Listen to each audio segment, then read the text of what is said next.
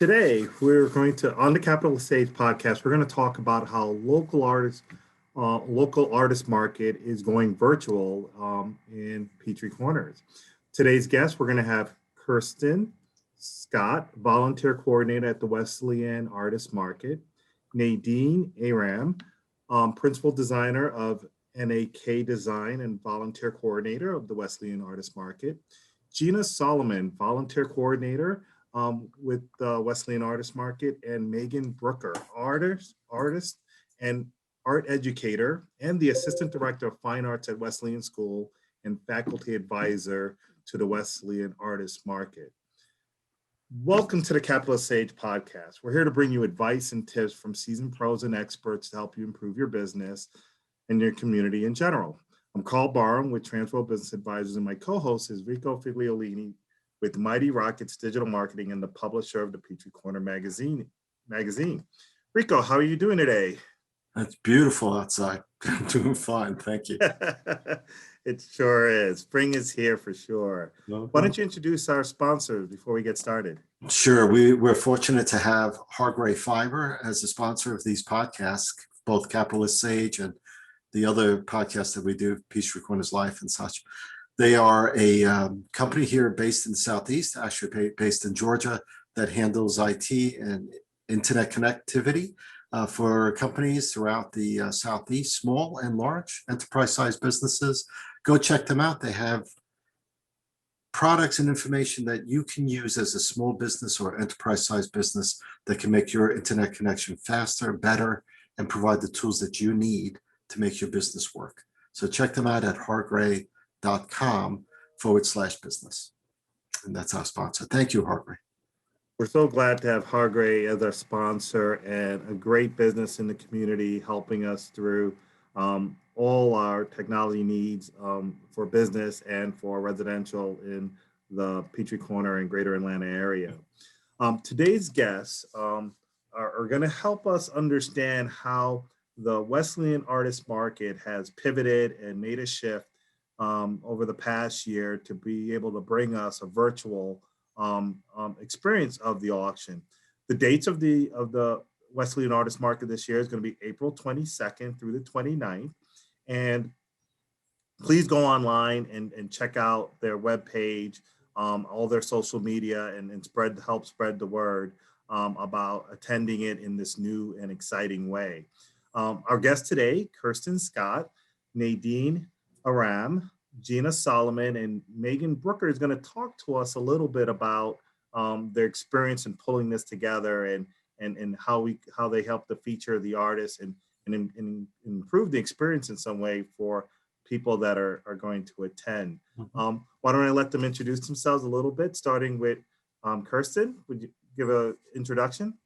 Hey, I'm Kirsten Scott, and I am a resident here of Peachtree Corners, and my two children attend Wesleyan. I am a retired real estate attorney and turned homemaker with a side gig doing flipping houses. And my real heart is for service, which is a family character trait that was passed along. And I've truly enjoyed being a part of the Wesleyan Arts Alliance and the Artist Market and many other service opportunities that are presented throughout the community. So, Nadine? Yes, I'm Nadine Aram, also a resident of Peachtree Corners.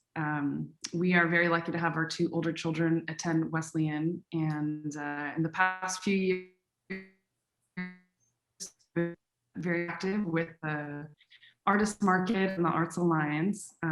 By trade, I'm an architect and designer. After a couple of years in corporate world, I've started my own design firm doing more residential work. So it's been wonderful being able to work within the community, sort of harking a little bit how the market functions too, a very open community event. So it's been a wonderful experience, and we look forward to being able to talk about it today. Thank you. How about you, Gina? Hey, I am Gina Solomon, and I am a former resident of Peachtree Corners after many years, and currently live in Berkeley Lake. I have a commercial banking and corporate finance and treasury background.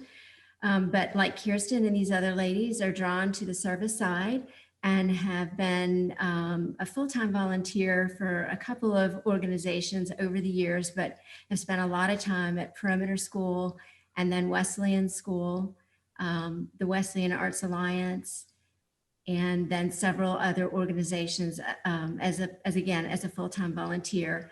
And this is my 9th year associated with the Wesleyan Artist Market. So it's been an exciting and obviously very interesting year. Fabulous. And Megan, why don't you introduce yourself? Sure. I'm Megan Brooker. I teach high school art here at Wesleyan. This is my 14th year here, which is crazy. And I'm the assistant director of fine arts, so the lead for visual arts, K-12 at this school.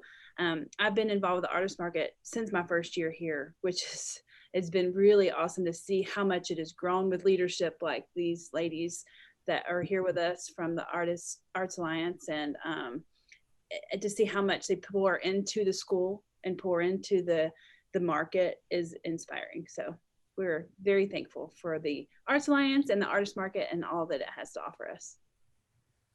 Well, after the past year, I know folks are so excited to get back to normal and do things that we've done for many years. Gina, why don't I start with you and just talk a little bit about some of the things that you've been able to do to help transform the live experience of the artist market to a virtual. Okay, well, planning for the Wesleyan Artist Market is really almost an all year around process. So when we finish the show at the end of April, we go into wrap up mode in May, and then we start pre-planning over the summer. So it was this past summer where we had to make the decision and work with the school on our plans for the 2020 show. And it became fairly apparent that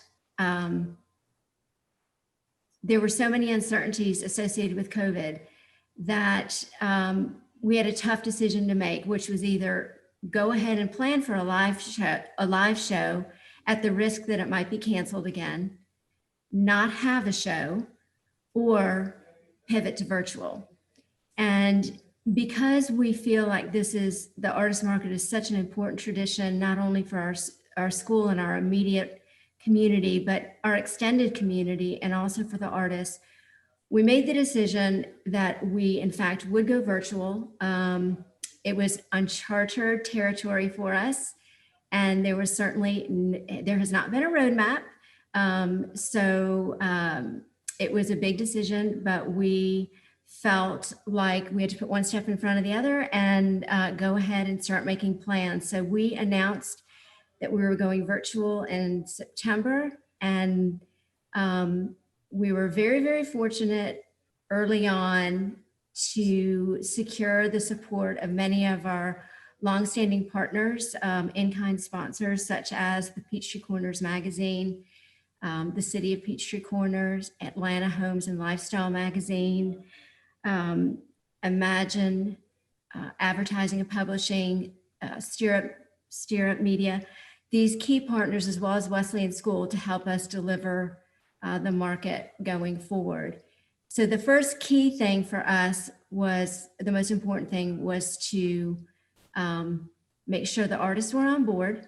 And then secondly, to build a platform, an e-commerce platform, or secure a contract with an e-commerce platform to set this up virtually. If I could ask a question, for those that may be new to Peachtree Corners, can you quickly describe what the experience was like when it was live? And then we could talk a little bit of what it's going to be like when it's virtual. Sure. The live event is an absolute highlight of our calendar year. It's the largest community building event at the school. The campus is open. Everybody is invited to attend. Admission is free. we set up the show, the live show in Powell, in Powell and Yancey Gymnasium, which is a 2-floor expansive gym. And we have typically about 100 artists, professional and student artists combined on 2 floors over a 3-day period. The setup takes internally about a week for us to get it physically set up. The artists come in Wednesday before the show, and then they pack up and leave Saturday night after the show. So it's like having an enormous party for about 4 straight days. There's a ton of energy. Nothing can replace our live show. But ironically, over the years, we have contemplated perhaps having a virtual component to our live show. So while we did not choose this fate, that ultimately we ended up going fully virtual, this has given us the opportunity to pursue it and hopefully build something that future generations of marketers at Wesleyan can use in a live show. So each of when the participating artists do set up booths at our live show, so you'll see the individual booths set up with all of their artwork displayed, and the artists are actually present at the show, which is unique. Not all shows have the artists for the entire time, but we do feature all the artists. Oh, fabulous. Well, if I could ask Kirsten, when building out the experience in a virtual world, can you talk about some of the things you had to consider and choices and platforms to be able to do that? Mm-hmm. We did. We had to, at the live market, we had entertainment and speakers, and we had to figure out how to bring some of that warmth to a virtual platform. And we did a lot of research and we were guided with some other events that have happened that had a lot of content. And they really advised us that we needed to be specific about our content and not overdo it, so as to distract the shoppers from the art, which is really where we want everybody to be engrossed, is feeling like they get the opportunity to see the art that they typically would see in live and in person. And so we created some platforms, and our presenting sponsor, AH&L Magazine, provided us with a great opening night video where we're going to cover the art of collecting, and excuse me, and that is a great conversation between art collectors and designers and artists, where they can express a really great insight on how to go about collecting art yourself personally. And that's our opening night. We'll also, of course, always have opening remarks from Chris Cleveland, head of school. He's always very excited and supportive of our market. And I think he gets very excited about being able to kick it off and start it. So we will have that as well. A couple other platform things that we'll have will be a featured reel with highlighting our Wesleyan Fine Arts program. In the past, we've had different variants of the students be able to come in and the chorus be able to sing, or the play members be able to perform a small part of the upcoming play for the spring. And so this year will just be a highlight reel focusing on those students and all their accomplishments they've been able to do this year in this very unique environment. The teachers have been amazing from a parent perspective on really encouraging these kids to keep their artistic motivation going. And we want to highlight that as well. And then we'll have another little tidbit from one of our other sponsors called Choo Choo Charcuterie. and they are going to perform and host how to put a charcuterie board together, and some of the insight and the neat things that we're all seeing nowadays, and supporting their local business. And finally, we'll have a date night. Our great sponsor, Grace 1720, is helping us create a unique menu for our Monet and Merlot date night. And we're hoping that guests will go and pick up a little something to eat and a little glass of wine when they get home, and enjoy shopping online with their spouse or their children. We have the student artist as well. So we really want to encourage everybody to be thorough on the site and take their time. We have a whole week to shop. So it's really great. Yeah. Sounds exciting. Does. So let me ask you this. When you, and I know part of the process you ladies were going through at the very beginning, trying to find the right platform and stuff, what were like some of the key ingredients or features that you liked about deciding where you are right now on the platform you're using? What are those key features that someone else might be able to look at and say, all right, that's cool, I want to be able to do the same thing? Even if it's not an artist market, it could be something else. Right? So if you could share that with us. Yep. Go ahead, Gina. Yeah. Okay. And y'all please jump in as well. There are some great e-commerce platforms out there. We ultimately did choose Shopify, and simply we did want a very established name that there would be great recognition, not only from the artist standpoint, but also from our buyers. And we liked the ability to customize the program a little bit. It's not as simple as simply setting up a store on your e-commerce platform. Effectively, we are the mall owner, and we have individual store set up within our mall. So it's an extra layer, and that has meant bringing in some different apps and working with a lot of different people from different parts of the world to put this together, different time zones. And so it's definitely, again, been an extremely interesting process. So we did like the breadth and depth and scale of Shopify and their ability to work with us to sort of customize some things. What are the things that Shopify, for folks that don't know, it's an online e-commerce platform that a lot of people, it's one of the most known and well used. But what comes with that is trust. People know what that is, yes, and are comfortable and have used it, so they're, yes, familiar with it. But it changes the approach when you think about art and buying art.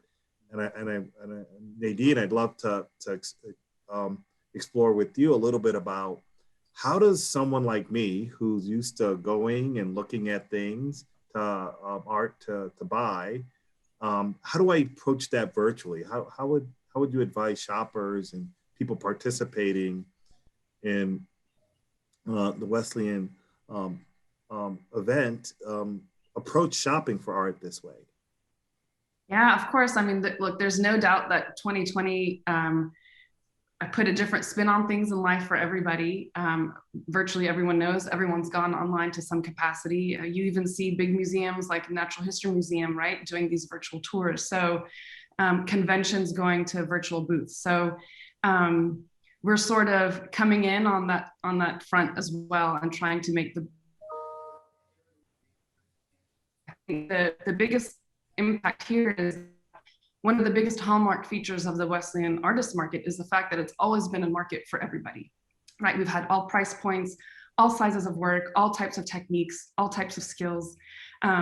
So that's been, a big factor for us to make sure that we drive home. And I think when you approach trying to purchase artwork online, right, you have to sort of come to a little bit, come to terms of, you have to approach it a little bit more clearly, right? Because like Gina said, nothing will replace an in-person experience. So instead of being able to touch and feel things, you have to sort of think through a little bit more logically.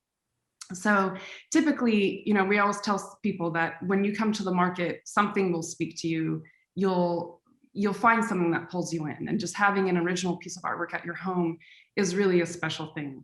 And in that vein, we always have a wide breadth of patrons, right? So we have people that come with their own designers trying to fill in spaces for their homes or their offices, all the way to people sort of coming in to do personal shopping for themselves, or little gifts for, you know, Mother's Day, which is typically about a month after the artist market. But there's about 4 main tips, I think, you know, is a good approach to when you try to purchase artwork online. And the first one is sort of defining your intent, right? So you come to the market with ideas in your mind. Is it for you? Is it a gift for someone? Are you looking for some small filler pieces, or a large piece to fill a large space?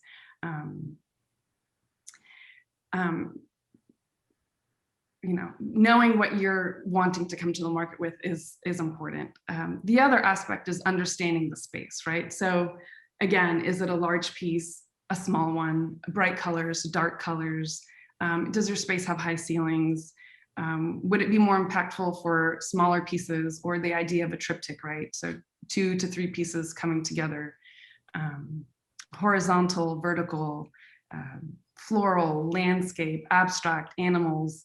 You know, we have the whole breadth of that, which has been a wonderful key feature of the market. So we cover all types of genres, which is really a big benefit for people that come to our store, to our market virtually, not store. The next one I would say is researching our artist list. So visiting our website is a really big help. That way, you know, and can anticipate the artists that you feel like you have a connection with, whether it's a technique, whether you like watercolor, maybe you notice that you really do love oils. Maybe you do love a sort of whimsical piece that artists put together. So being able to taking a look at our website and scoping out our social media, because we're doing almost daily and weekly postings of all of our artists. And we have a wonderful feature that's called Behind the Scenes. And so you'll have artists sort of speak about how they create the work, images or videos of them creating the work. So that's another sort of draw to be able to replace that in-person experience, so that the patron has a connection with the artist, which is also really important. And then the last one, I think, which is really important too, is ask questions, right? When you find that artist, or you find that piece of artwork that you really do like, don't be shy to reach out to the artist, email. Sometimes they put a phone number, giving them a call, maybe asking them for advice, knowing your space and your height and your color scheme. You know, no one would know better than the artwork than the artists themselves. And then if there's something that you like from a specific artist, but it's not the right color or it's not the right size, our artists are typically always open for commissions, which is a wonderful piece too, because then you really have something extremely unique for you, you and your space. And you know, asking questions and being descriptive is wonderful. I mean, so it's a different approach, but it's definitely an approach where it's happening globally. You know, big name museums are doing it. The MoMA's doing it. Like I said, natural history museums are doing it. So now we're doing it here in now we're Peachtree doing it. Corners. Yeah. Right. You know, the good part also, like you said, you can communicate directly with the artist as well. So if I was looking at a 3-dimensional piece, a sculpture or a plate, I could probably ask them, can you shoot me a video? You know, walk around, they give me a 360 of what that looks like in real life and show me scale. Right. Yeah, That's the tough part, right? Well, and not to interrupt, but one other thing too, the capability of the site, the artists will be submitting, many of them will submit multiple images per piece of artwork, and they'll show you what it would look like hanging on a wall, or, you know, for example, sitting on a coffee table. And then you'll have the ability to zoom in on the artwork, so you can see brush strokes, you can see texture. It's really buying art online has become a standard, and we're actually pretty excited about the potential here. So We are seeing good things from peer shows and heard a good thing. So our expectation is that it will be successful. One And of the benefits that I've seen on these virtual art shows is the ability to share with other people. That's harder when it was in person. If I walked in, I like it, but I have a cousin in another city or somewhere else that's not there. Virtually, during your social media posts, is it easy for people to share that with people in their network, friends, and family? This might be a good fit for them.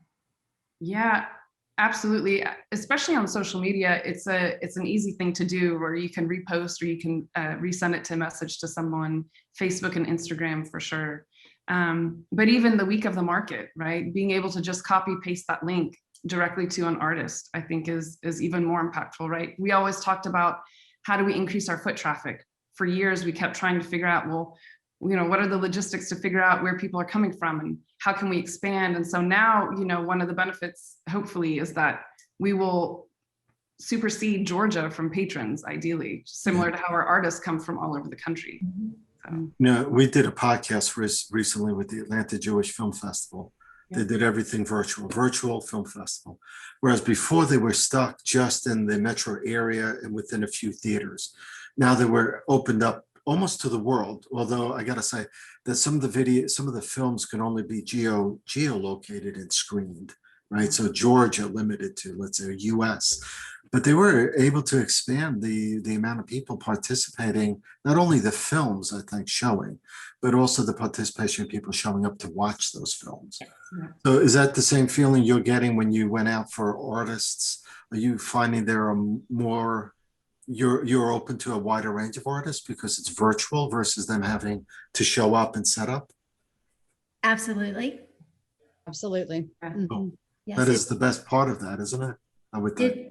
well, it's been, again, it's been really exciting. We have artists coming from, New Orleans, we have Colorado, we have, places where normally they would not be traveling this far from. We do have obviously still a strong mix from the Southeast, but we can tell from the people that are following us on social media and the growth on those accounts, as well as the applicants for the show, that it was a broader net, basically. And it'll probably be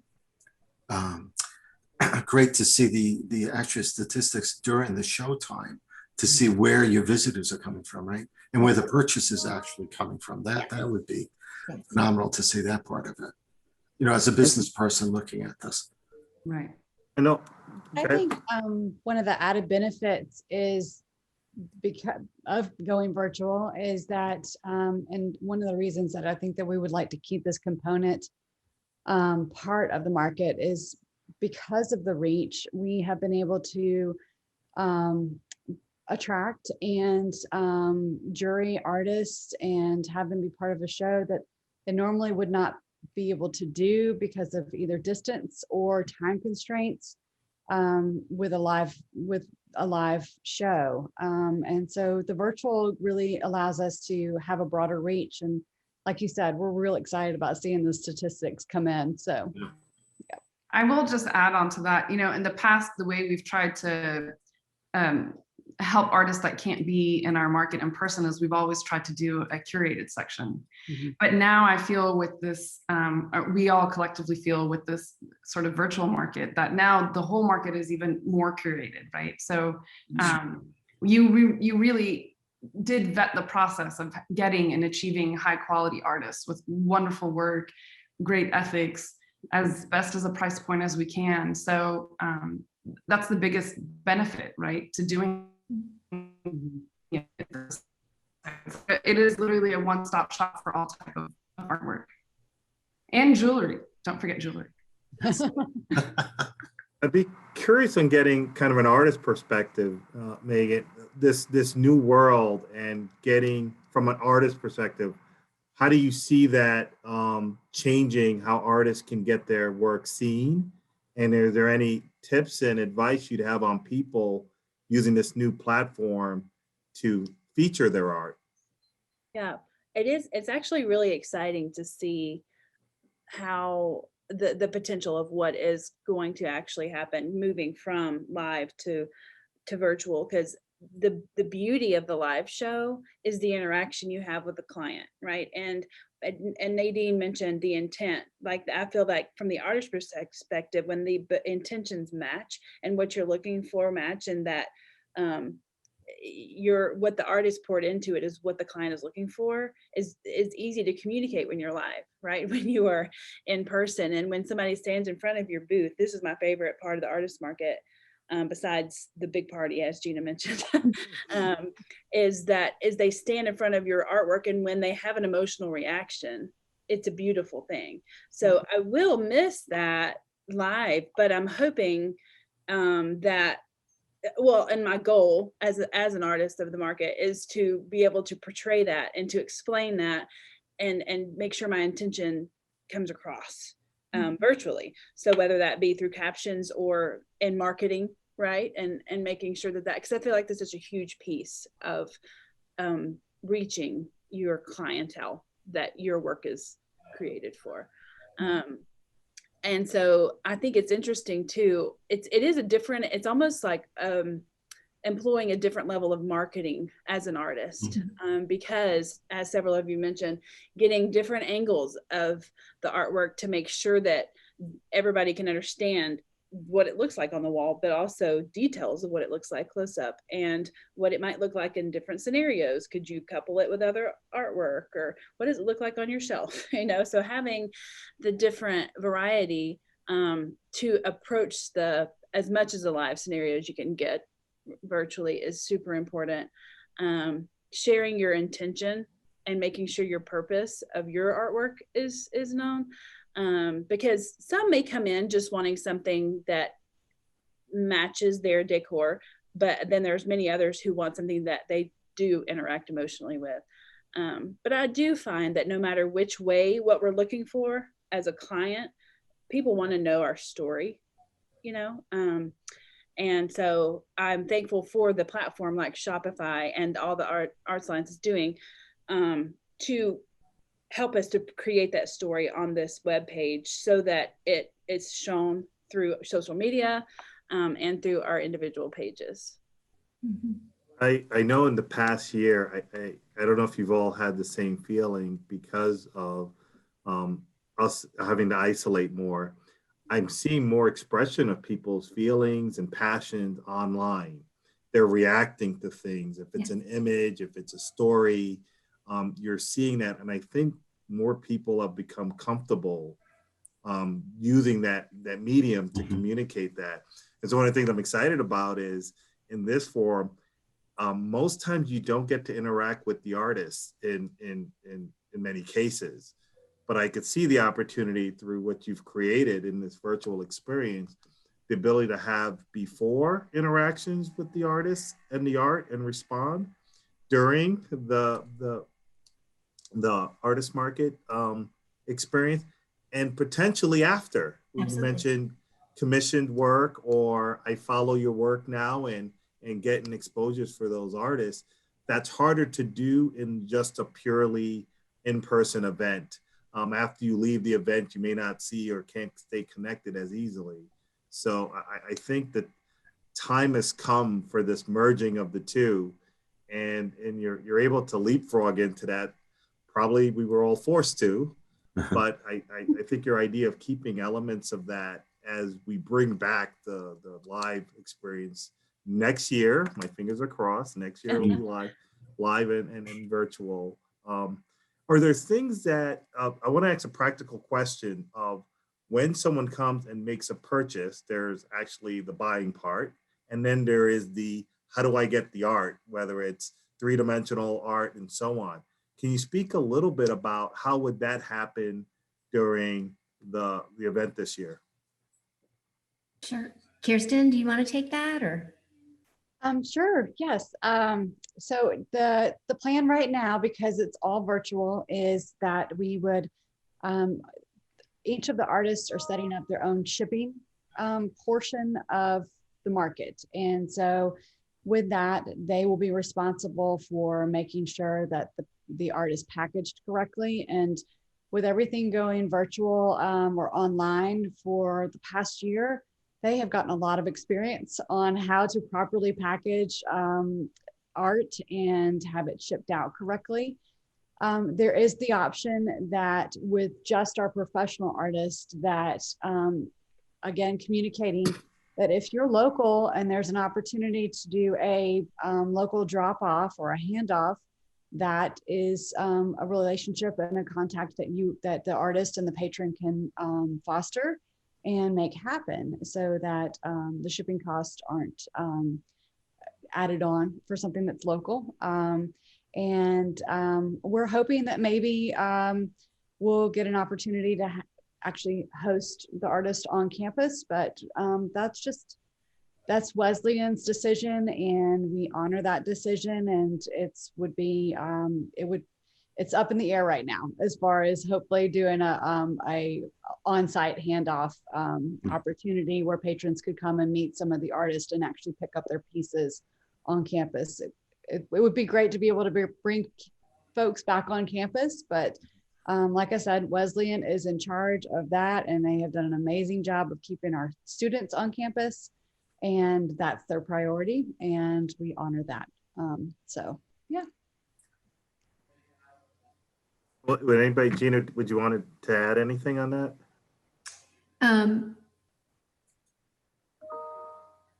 I'm sorry, that is I thought I had silenced that, y'all. I'm sorry about that. Right. As far as the delivery is concerned, I mean, when we were advised by a lot of the consultants on this, that when we have 100 different points of where the items are going to be shipped from. And so whoever controls the inventory really needs to manage that process. And that's the artist. We don't have or control the inventory. So once the sale is completed, then the individual artists will reach out to their buyers, and they will obviously secure whether the item is going to get mailed or whether it's going to get picked up at the artist studio or whether there is going to be a meeting place. They will make sure that the artist is delivered one way or the other. Cool. Fabulous. Well, I've got a question if I could throw out to each one of you to respond to. If there was one thing you wanted people that are planning on attending, or people that have attended in the past, or especially people that have never attended, if there was one thing you'd want them to know about the Wesleyan Artist Market that should drive them to want to attend or participate, or how they can get involved, what would that be? Nadine, you mind if I start with you? Sure. No problem. Take your time. I know that it was a big question. Well, yeah, I mean, there's a lot of thoughts going through my head, and I think right off the top, I'll just say, I think participating in any capacity as a patron with the Artist Market is a wonderful benefit to our students. And I don't just say our students in the time that they're here, K through 12, right? Because there are a lot of extremely talented children, well, not children really, they're young adults by the time they graduate, but that will go out into this world and will do some fabulous things. And I think they are able to do so because they're catapulted by our wonderful fine arts program, of which the Wesleyan Artist Market is the biggest, it is their biggest benefactor. So I think ultimately it does come full circle, right? Because we do have some alums that are coming back and participating as artists in this market. And so the bigger feedback loop is the fact that, yes, you are gaining a wonderful and unique piece of artwork. Helping students who have a huge love of fine arts sort of continue on and have all the facilities that they can have so that they can do the best performance that they can do, be it 2D or acting or music. And I think that's the biggest driver for us. And it's been every year, to be honest with you, has been, okay, how do we increase our bottom line? How do we increase our profit? Because at the end of the day, it's not it's not going to our pockets, it's going to help our children and the other students. And I think that's for me, that's what drives me to keep going, and what I hope other people and patrons would consider.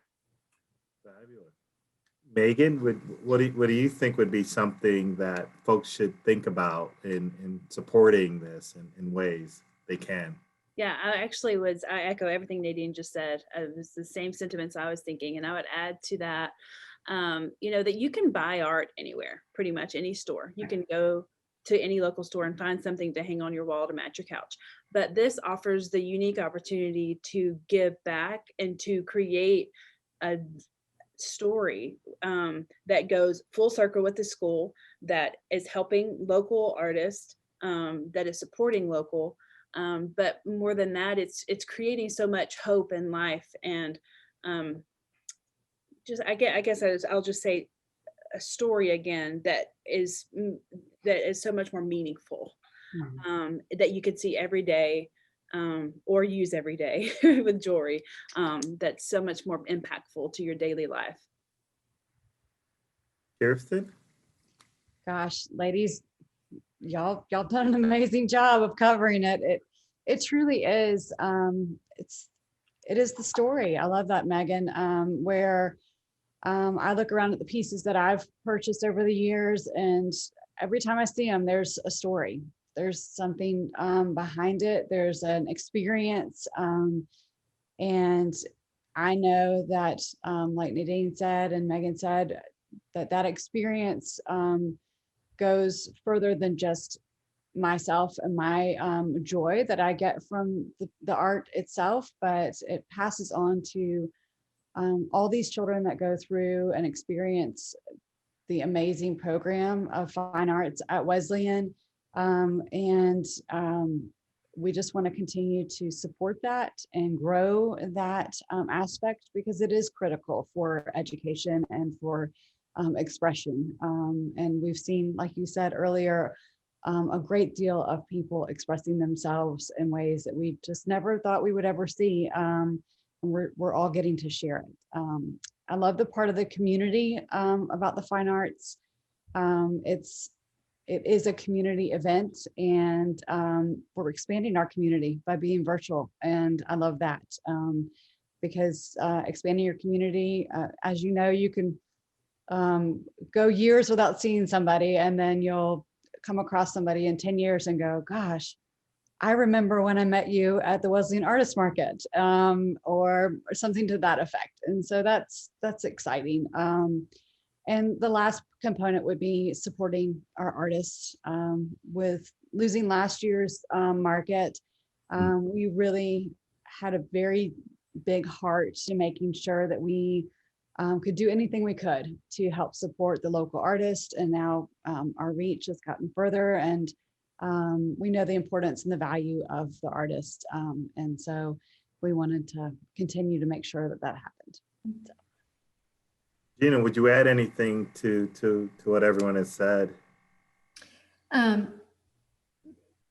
Main thing I would say is the artist market for me has always been so much more than an event. It's truly an experience. And I'm so impacted by not only the art, but by the artists themselves. And it's been a tough year for a lot of people on a lot of different fronts. And this is as much about inspiration and offering some hope and a little bit of escape, and also just I always find it so educational. So there are so many different benefits beyond just finding that particular piece. It's really just the whole experience, and all are invited. Again, it's our favorite part of this event is that we do get to open up the doors and hopefully share the great art, well beyond the Wesleyan campus. So we just love to continue to hopefully inspire through this event. Well, I know Rico probably feels the same as I do, and I want to thank you each, Gina, Nadine, Kirsten, Megan, not only for being a guest today and talking about the Wesleyan Art Market, but for your time and volunteering and pulling this together. It's been a tough year, and figuring out a way to bring this to the community here in Peachtree Corners and beyond. I want to thank you personally for all you're doing, Thank you. and for all the artists that are participating, and for all the people that people don't see behind the scenes. I know there's IT folks and technology folks and logistics folks that help make this happen. And I really want to see the community come out and support this and more than ever. If you can't get there those days, you could do it on your couch at home and explore some of the art during that. So thank you for your service and for all that you're doing for the community and for Wesleyan and for artists in general. Our pleasure. And let me add, we did extend the show from 3 days to a full week. So that hopefully allows everybody a great window to take a look and join the site. So can you remind me of the dates and how can people learn more? The dates are April 22nd through 29th. If you're a sponsor, there is a preview starting April 20th through the 22nd, and it's not too late to sponsor. So go to our website at artistmarket@wesleyanschool.org. You can also check us out on social media on Instagram, Facebook, and Twitter, and those accounts are listed on our website. Well, thank you very much for your time today and for sharing all the hard work you've done. And I'm excited to go. I got to visit it when it was live. I'm excited to go visit it now that it's virtual. And next year, I'll even look excited to doing a little bit of both. So Yeah. Thank you for all that you're doing. Thank you. Thank Thank you. you so Thank you, much. ladies. I'm Karl Barham with Transworld Business Advisors, and Rico and I have enjoyed getting to learn more of the many organizations, businesses, schools in the community, and putting on the capitalist stage to bring you just what people are doing to innovate and to help other people get ideas of how they can keep going and overcome challenges, whether it's in their business or in their organizations that they support. For me, our business advisors at Transworld Business Advisors, we help consult business owners. We help them figure out how to get into business when they're ready, how to get out of business and sell when they're ready, and how to grow their business in between. And I can be reached at www.tworld.com/Atlanta Peachtree. And Rico, why don't you tell us a little bit about what you have going on and how people can reach you if they'd like to? Sure. So I published Peachtree Corners magazine, as a lot of people know. Started that out 2 years ago, and we're working on our next issue. So if you're interested in the artist market, one of the big features we have is we're highlighting 3 of the artists in that issue. They'll be coming out the beginning of April. We're also highlighting 4 student artists. In fact, we're doing another podcast later today. We're recording with 2 student artists that'll be on Peachtree Corners Life. So that's cool. It's getting to know a lot of what's going on and being able to put that word out for Wesleyan Artist Market. Magazine is going to be the biggest issue yet. I think we're going to be 80 pages this issue. Wow. We're going to be covering a lot of different things. If you're into Alta tennis, USTA, we're covering that. We're covering the new multi-use ordinances the city has passed that's going to deal with development over the next decade in this city and what that means with regard to multi-use when it comes to apartments, condos, retail, office space. Things are changing, right? COVID has done all that to us. So we're evolving. Traffic has changed. The way people are living has changed. So the city has to contend with that, and that's what they're doing. So hopefully we can explain some of that. There's a bunch of other things in there. I also own Mighty Rockets. I do digital marketing, content creation, and handle social media for several different companies. So if you're looking to get involved or you need to expand your presence online, whether it's product videos or content, just reach out to me. You could go to mightyrockets.com, or you could check my name on LinkedIn. There aren't too many Figliolinis out there, so you'll be able to find me if you put Atlanta into it. But this has been fun. I love talking about this. I've been involved with you ladies for, I don't know how many months now. It's going back six, 7 months maybe, or longer actually. Yeah. Yeah, actually before Nadine's baby. So it's been almost 2 years. Yes. Yes, So it's been good to see this whole process evolve and to see how it's developed from the beginning. So I'm just excited. Can't wait to participate. Well, thank you again. Yeah. Welcome. Thank you. And also, I just want to recognize, Megan, thank you. And for all the teachers out there that have been Yes. helping take care of our children. So we really do honor you and thank you and bless you for all that you and other teachers are doing. So thank you for that. Art therapy is a real thing. So It is. It is. Well, thank you for joining the Capitalist Sage podcast today. I look forward for future episodes. We'll continue to bring you advice from leaders in the business and in the community and talk about how they can improve that and help improve the community in general. Have a great day, everyone. Thank you again. Thank you. Bye. Bye.